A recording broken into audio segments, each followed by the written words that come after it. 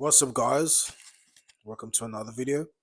So this video we're going to be doing Mercury throughout all houses. So first house, let's get to it.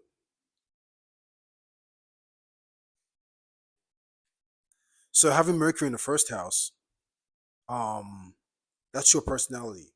So you have a lot of personal experiences with speaking. You know what I mean? You like to talk a lot. So you might love to speak. You might love to think a lot. You know what I mean? That is something that you love to do. You personally like to do a lot of research.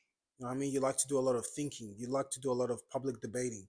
You like to do a lot of public speaking. You know what I'm saying? You are very good at speeches at school. Um, Having Mercury in the first house, your personality is very well going. So you know how to talk to people. Like you know how to interact with people. You know how to spark up conversations. Because Aries is the first house. So you're the type of person that personally sparks up conversations. You're not afraid of that. You know what I mean? um, and you can make that your personality. You can make it that you're the one that knows how to group a lot of people together. You know what I mean? You can utilize that Gemini energy. You know how to think from other people's perspective.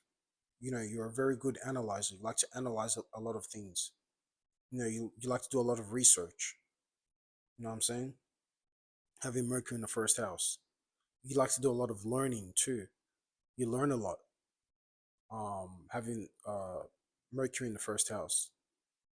So yeah, you're well known. Like when people see you, they see you're very confident and you know how to speak. You don't have troubles with speaking, except if you have like Saturn or something in your first house or something like that, or Jupiter and Saturn in your first house. But sorry, not Jupiter. Yes, Saturn with Mercury. You know what I'm saying? Or Jupiter with Mercury. Like I said in my previous video, that's like having Jupiter in your third house. You know what I'm saying? Where when it's time for you to say things on a local level or say things on the mundane, you're saying things out of this world. So a lot of people might not understand where you're coming from and might look at you as crazy. But I digress. Having Mercury in the first house, yeah, you do really well. You might be a bit aggressive with the way you speak. You know what I mean? You might become very, very direct, but it's all out of goodwill. It's just the way you are. You know what I mean? You're very passionate to speak. You're very passionate to learn. You're very passionate to to teach, because still Gemini, is still some form of speaking. You're teaching. It might not be on a grand level like Sagittarius, but you're still teaching. You know what I'm saying? So that's Mercury in the first house. Then we got Mercury in the second house. Mercury in the second house, you can make a lot of money for speaking. That might be what makes that's where your job is to speak. You're fixated on that. Um, you might also have a lot of like writings, because second house is physical tangible things and Mercury's there, so you might have a lot of writings, physical writings. You know what I mean? And you might keep and hoard these things. um Also, your speech though, it might be very, you might be rigid. You know what I mean? You might not speak a lot, low key, because having Mercury there in your second house, because Taurus is very, it's fixated Earth. So either you're speaking about things that are, you like to just get straight to the point. You like to think about or speak about things that make sense, aka things that make money. You know what I'm saying? So like I said, you might make a lot of money for the way you speak. That's where you make your money at, from speaking. Or you have a lot of writings, or you hoard a lot of letters and things like that. um you're the type of person also that you might be the type of person that teaches about finance. You know what I mean? Taurus, finance, Mercury. So you're like a finance guru. You make a lot of money from your speeches. You make a lot of money from going to different type of places and different conferences and teaching about how to make money or how to take care of your health. You know what I'm saying? Yeah, that's like Mercury in the second house.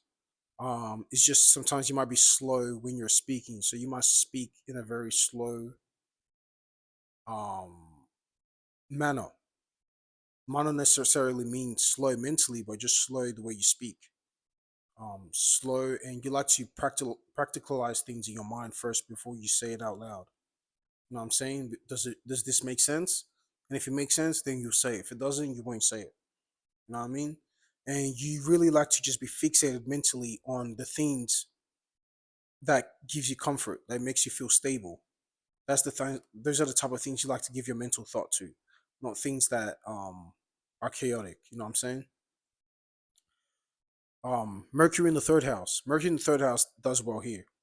It's home here. You know, I mean, Gemini is ruled by Mercury, so you having Mercury in the third house usually like to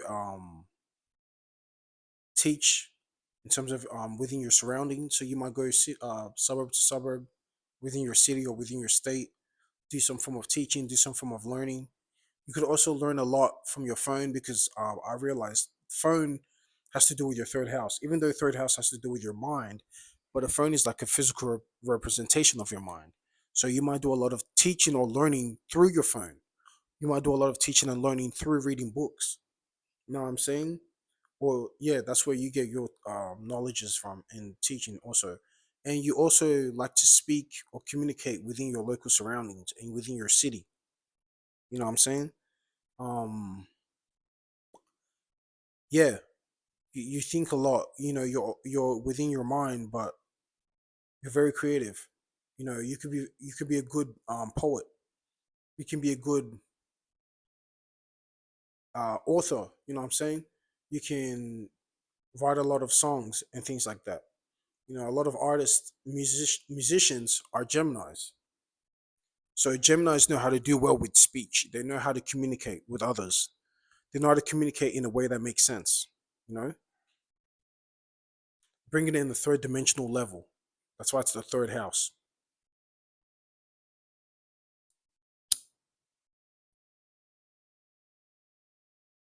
So that's why it's the third house. So you have to be aware of that. You know.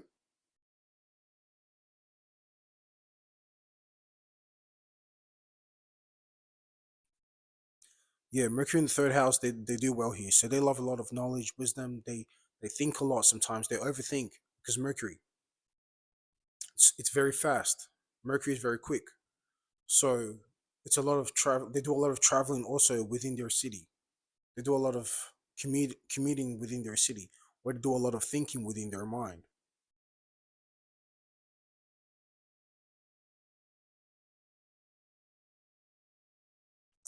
Yes, Mercury in the third house.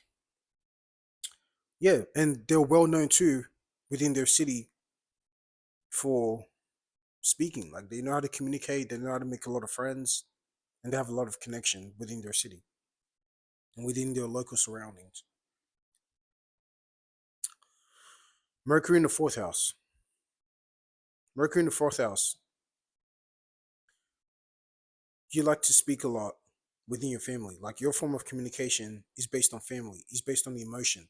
So the way you speak is very emotional based. And a lot of people feel you when you speak. A lot of people can feel you. You know what I mean? Or a lot of people can feel at home or feel like family when you communicate with them.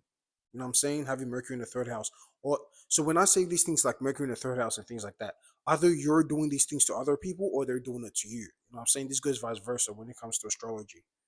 You know what I mean? Like having like let's say Mars in the first house. Either you might be personally aggressive to others or some people might be personally aggressive to you. You know what I mean? Or you could be passionate about your physical appearance or perceive that way, or if people can look like that towards you and you might perceive them like that. It always goes vice versa. You know what I'm saying?